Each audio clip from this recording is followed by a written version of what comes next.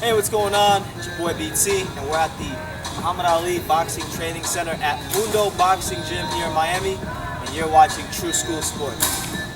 We got a great show for you guys today. We have one and only Seniesa Estrada here. She's here right now, actually, so I don't want to waste any time. We'll bring her in. Seniesa Estrada. Hi. What's up, Seniesa? How you doing? Hey, what's up? How's it going? It's going great. Great to have you on. Thank you. Thank you for having me on. Absolutely. I won't even waste any time. You had that fight with Miranda Adkins, and you knocked her out in like 7 seconds. You wasted no time. Some people loved it. Some people didn't like it so much. How has the whole response been on your end since the knockout? I mean, as long as Golden Boy Promotions is happy, then I'm happy, and it doesn't matter, what anybody else thinks. It was like I said, the opponents that we wanted and were going after were all world champions and former world champions, but we just couldn't get any opponent that we wanted. And Miranda Adkins was the only one who stepped up, and all I knew was that she was 5-0 with 5 knockouts. Didn't know much about her because there's none of her boxing fights on YouTube, so I didn't really know what to expect. And I went in the ring and I just did what I was supposed to do. I didn't know it was going to happen in 7 seconds.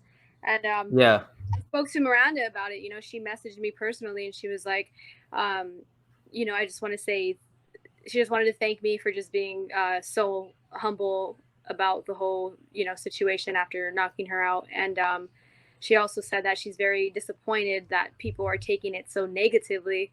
And she said she doesn't want anybody feeling sorry for her because she's a professional fighter. And, even though she might not have the same experience, the same skill level as me, nobody forced her to go in there. She said she did it on her own. She wanted to go in there and fight me. Maybe she was, maybe the bad thing about it was that she's just too brave.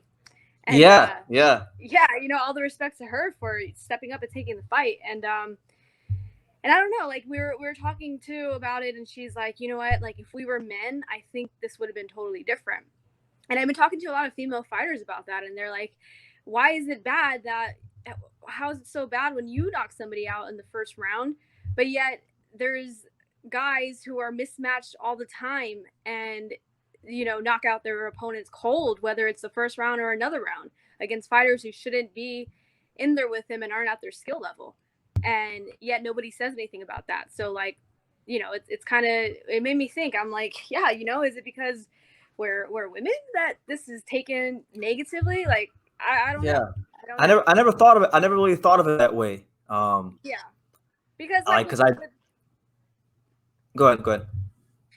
with like for example, like Ryan Garcia's first round knockouts, they're brutal. The guys are laying on the floor and you think they're dead, and and it's not his fault that his skill level is so high and he's so strong and he's so fast and he ends it so quickly. The guys who are in there with him aren't as skilled as him and aren't as experienced as him. So everybody, he goes into the fight. Everyone knows already what's going to happen. Oh, he's going to whip his ass. He's going to knock him out for sure. But yet, it's okay if he does that. How is it not okay if I do that? And Yeah. I don't get it. But Well, I'm it's just even not. like even like a guy like Deontay Wilder. He didn't fight like the best people his first 20 fights. He fought some pretty overmatched opposition, and I've seen him get passes from a lot of people in boxing. So I could definitely see where you're coming from, but I didn't really think of it that way. But you do bring up a good point about how maybe the criticism might be a bit harsh because you guys are women. Right. Yeah. You were supposed to fight Jackie Calvo, and that would have been like a good test for you. Is that still a fight that you want, that you're looking for? Um. Well, I mean, now that I'm past, the first fight coming back after quarantine and all that, the fights that we want are just world champions. So, yeah, it would have been a great fight with Jackie. That's the fight that I was excited about because she's a quality, good opponent. But because it didn't end up happening, we want to continue to move forward with our other plans, which is fighting Annabelle Ortiz for the 105 WBA title and then also hopefully after that with Senia Gomez for the 108-pound WBC title. So definitely just moving forward, just those world championship fights that I want is what we're looking at. Yeah, the Senia Gomez fight I think would be ideal because like you mean from what I've seen, because I've been following you for quite some time, 108 seems to be your best weight.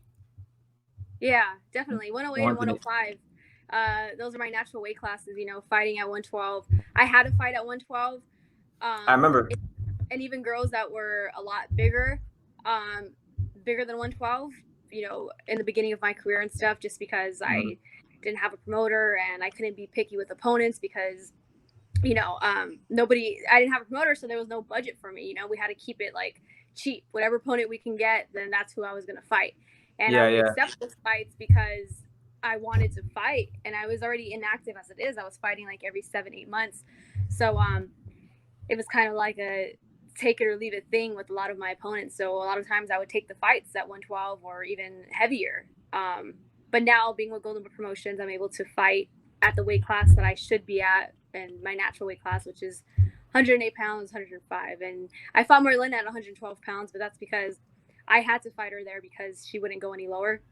So in order to make the fight happen, we had to fight at 112. And I was walking around eating breakfast, lunch, and dinner all week. I ate breakfast and lunch. Must be nice.